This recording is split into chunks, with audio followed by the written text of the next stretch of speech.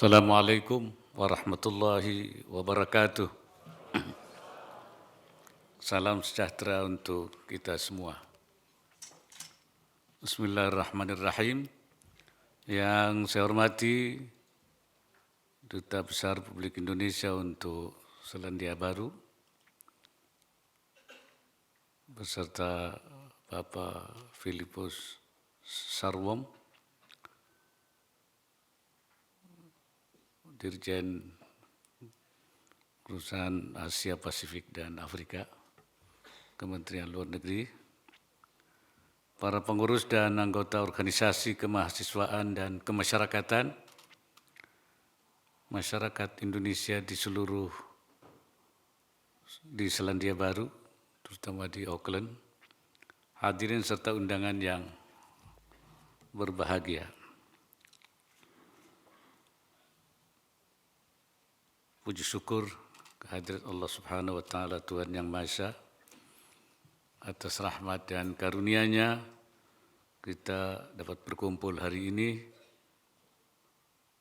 di tempat yang sangat baik. Saya merasa senang dapat berkunjung dan bersilaturahim dengan masyarakat Indonesia di Auckland dan juga di Wellington kemarin, beberapa hari yang lalu.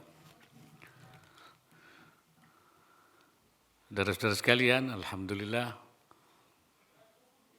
pemilu 14 Februari lalu telah berlangsung aman dan tertib dan lancar. Mata dunia tertuju pada pemilu Indonesia karena merupakan salah satu yang terbesar di dunia. Lebih dari 200 juta pemilih dalam negeri dan 1,5 juta WNI di luar negeri diperkirakan turut memberikan suara. Mereka jumlahnya besar dan tersebar di berbagai pelosok, di bukit-bukit, di ngarai-ngarai, sampai petugas kita itu kelelahan membawa kelengkapan pemilu karena tidak ada kendaraan, berjalan kaki. Berbeda dengan di Selandia Baru, penduduknya cuma 5 juta. Mereka itu terheran-heran. Bagaimana itu mengatur 200 juta dengan penyebaran yang daerah. Tapi alhamdulillah kita bisa dan sudah sekian kali kita lakukan itu. Apresiasi setinggi-tingginya kepada saudara-saudara sekalian yang telah menggunakan hak suaranya. Hal ini adalah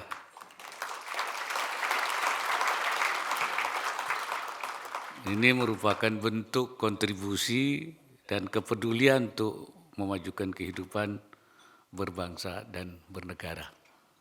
Ini merupakan pelaksanaan daripada konstitusi negara dan daripada wujud demokrasi kita di Indonesia sebagai negara yang demokratis.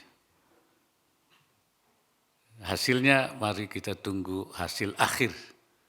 Walaupun sudah ada quick count, tapi kita tunggu hasil akhir penghitungan suara resmi dari KPU, dan saya berharap nantinya pemimpin terpilih nanti akan dapat membawa Indonesia semakin baik ke depan.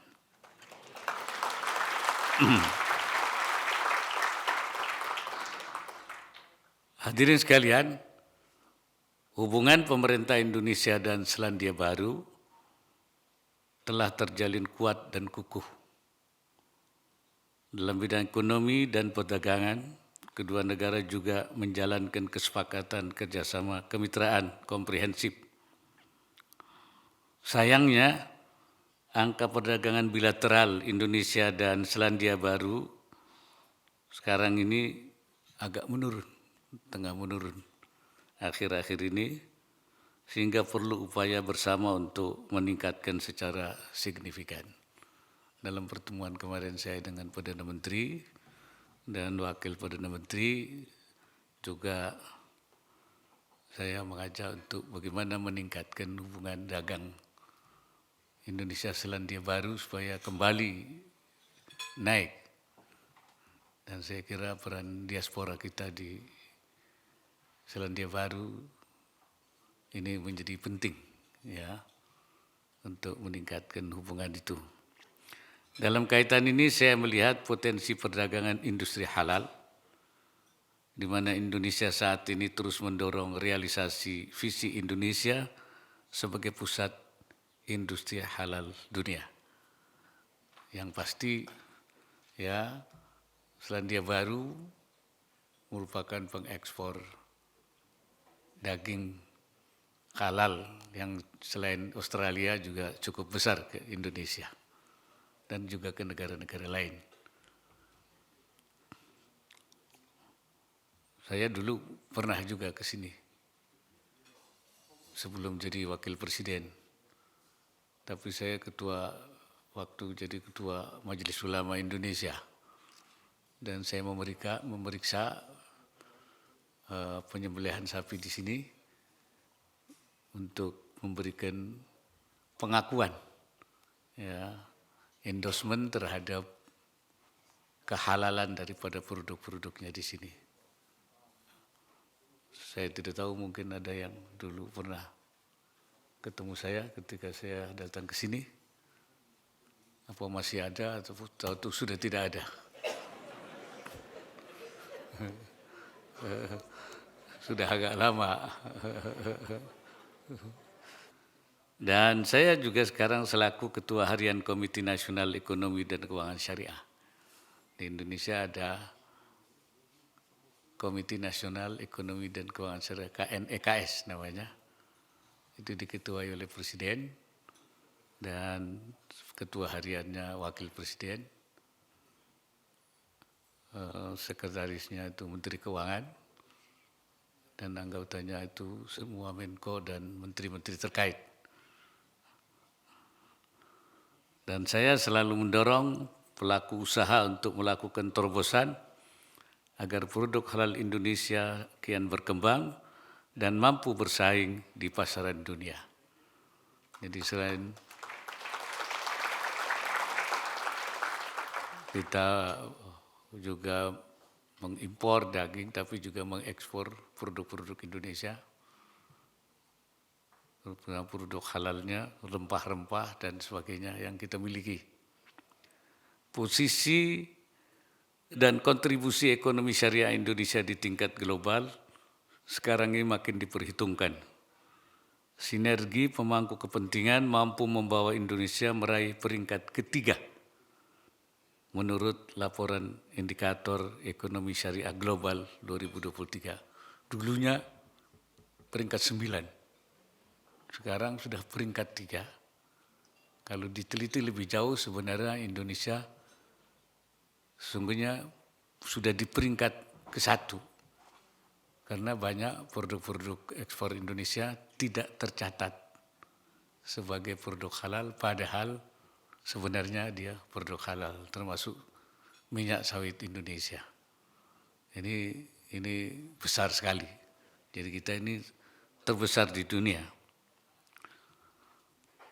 Beberapa sektor yang prioritas untuk dikembangkan yaitu makanan, minuman, pariwisata ramah muslim, media dan rekreasi, serta farmasi dan kosmetik halal Indonesia. Ini sekarang sudah menjadi komoditi yang sangat diminati.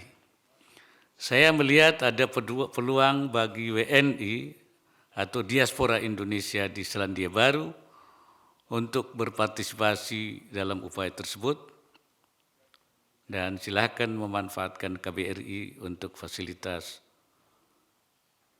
fasilitasi untuk menangani langkah-langkah tersebut.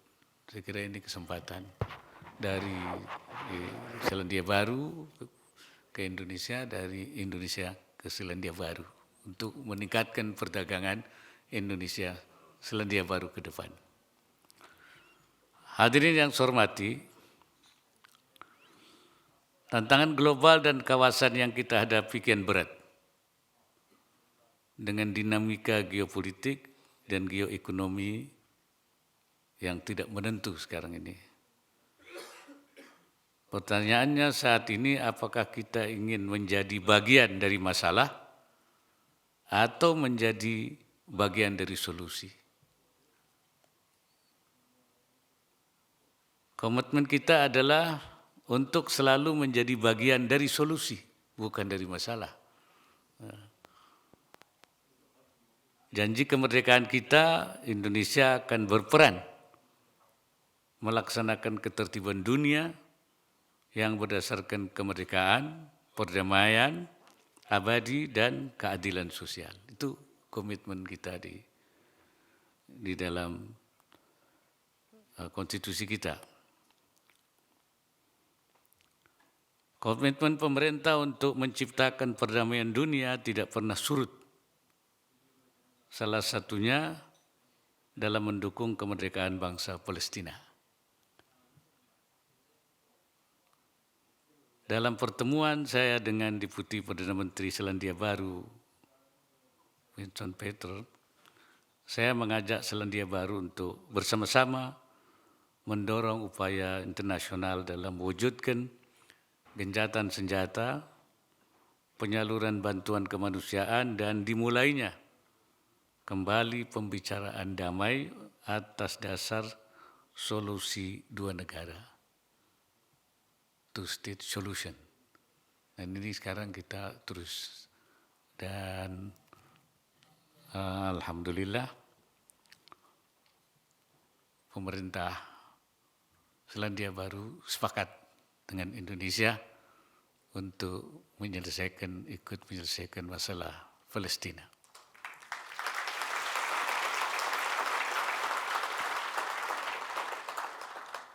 Beberapa hari yang lalu, Menlu Menteri Luar Negeri RI juga telah berbicara di depan Mahkamah Internasional dan menyerukan dihentikannya pendudukan Israel di tanah Palestina. Di samping itu, upaya untuk melaksanakan ketertiban dunia juga dilakukan dengan mengedepankan dialog lintas agama sebagai salah satu elemen politik luar negeri Indonesia. Karenanya saya kerap mengangkat isu moderasi beragama dalam berbagai kesempatan ke negara yang saya kunjungi, termasuk kemarin dalam pertemuan saya dengan Perdana Menteri dan Deputi Perdana Menteri, serta dalam kuliah umum di Universitas Victoria, Wellington.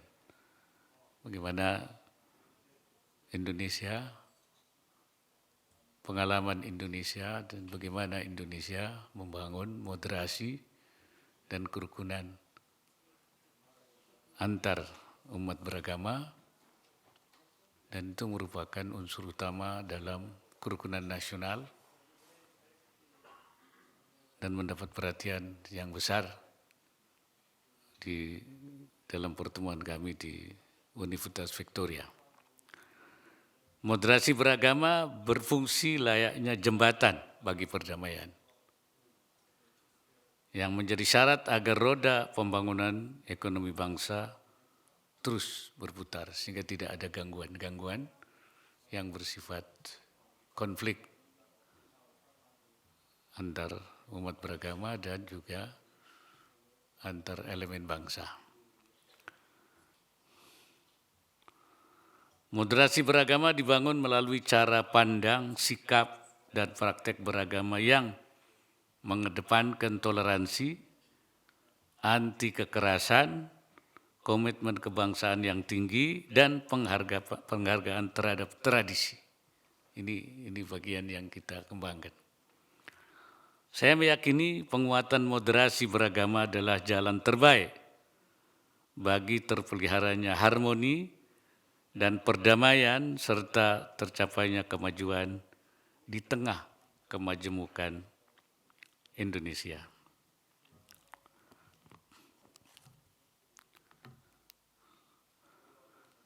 Kita mampu berbicara hal ini tidak hanya sebagai bangsa yang majemuk, namun juga negara yang kaya pengalaman, karena telah melewati sejarah panjang dalam menyelesaikan konflik komunal, khususnya terkait agama dan suku.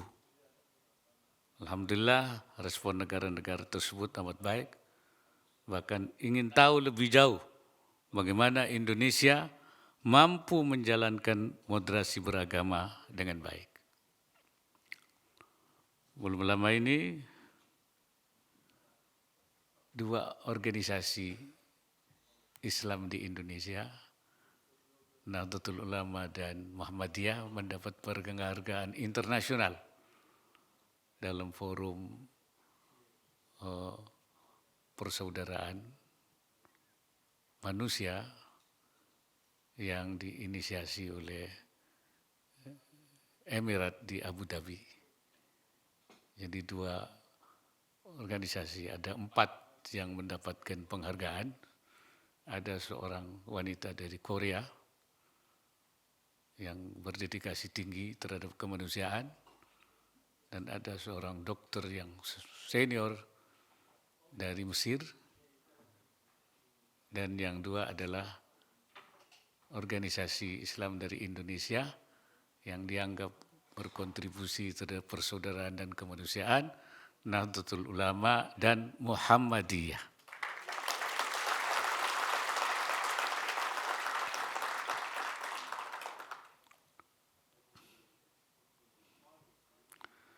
Hadirin sekalian, pada kesempatan ini saya ingin sampaikan beberapa pesan. Paling tidak ada 4 pesan dalam penguatan semangat kebangsaan. Pertama, kepada seluruh WNI di Selandia Baru, saya minta senantiasa menampilkan keluhuran budi dan keramahan Indonesia. Tunjukkan karakter bangsa Indonesia yang cinta damai, toleran, dan menghargai kebinekaan. Jalin solidaritas sesama WNI, serta ambil peran aktif dalam menciptakan lingkungan perantauan yang tenang dan nyaman. Pokoknya jangan bikin ulah. Jangan bikin ribut di negeri orang. Ya.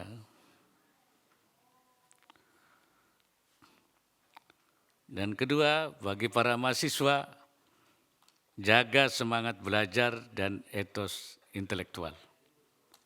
Kembangkan inovasi dan riset yang bermanfaat. Ciptakan peluang kolaborasi dengan semua kalangan di tanah air maupun dengan sesama WNI di sini. Saya kemarin bertemu dengan Syekhul Azhar di Abu Dhabi, pemimpin tertinggi di Universitas Al-Azhar yang terkenal di Mesir. Beliau memuji mahasiswa kita di sana. Mahasiswa kita santun-santun, rajin belajar, dan punya kepedulian yang tinggi untuk membantu rakyat Palestina. Mereka mengumpulkan bantuan-bantuan dari mana-mana, kemudian mereka bagi, punya kepedulian tinggi terhadap rakyat Palestina. Jadi saya kira ini bangga, karena kita, mahasiswa kita mendapatkan pujian. Ya. Dan memang mahasiswa kita di sana itu cukup banyak, sekitar 12.000. Sampai Syekh Tayyib bilang sama saya kok merasa khawatir, jangan-jangan dia menjajah kita di sini katanya. Saking banyaknya. Artinya seperti itu, memang di mana-mana. Ya. Dan saya juga ke Cina, saya bangga. Anak-anak kita di sana belajar tekun berbagai ilmu. Ada yang belajar kereta api cepat. Ada yang sampai kereta api cepat yang per jamnya 350 kilo. Ada lagi yang sudah di S2, yang belajar kereta api cepat yang 650, keretanya belum ada. Kita kan baru punya yang 350 antara Jakarta Bandung. Ya, mungkin nanti akan Jakarta Surabaya kalau jadi. Kemarin juga dengan Perdana Menteri ditanyakan, dia heran juga, Indonesia kok sudah, walaupun kita juga minta bantuan Cina untuk membangunnya. Ya, tapi Perdana Menteri bilang, Wakil Perdana Menteri bilang, pokoknya di mana inovasi saya akan belajar tentang inovasi. Jadi Indonesia walaupun begitu sudah punya kereta api cepat yang 350. Tapi mahasiswa kita sudah punya nanti mahasiswa yang bisa menguasai kereta api cepat 650 kilo. Walaupun belum ada kereta apinya. Saya bilang, pokoknya ilmu di sini kalian ambil, jangan disisakan. Nah, jangan ada ilmu yang tersisa. Di sini juga, di Selandia Baru. Jangan ada ilmu di Selandia Baru, mahasiswa yang tersisa. Ambil semua aja, bawa pulang untuk kemajuan Indonesia. Nah, kita ingin menjadi Indonesia, menjadi negara yang terbaik, ya, mampu bersaing di tingkat global. Nah, karena kuncinya memang adalah sumber daya manusia. Jadi saya minta yang di sini pun begitu. Terakhir saya ingin sampaikan kepastian dan jaminan bahwa setiap WNI akan memperoleh akses terhadap perlindungan dan pelayanan konsuler yang sama. Ya, di sini saya minta Bu Dubes, semua warga kita yang ada di sini supaya bisa memperoleh akses perlindungan. Jangan sampai ada yang tidak terlindungi. Ya.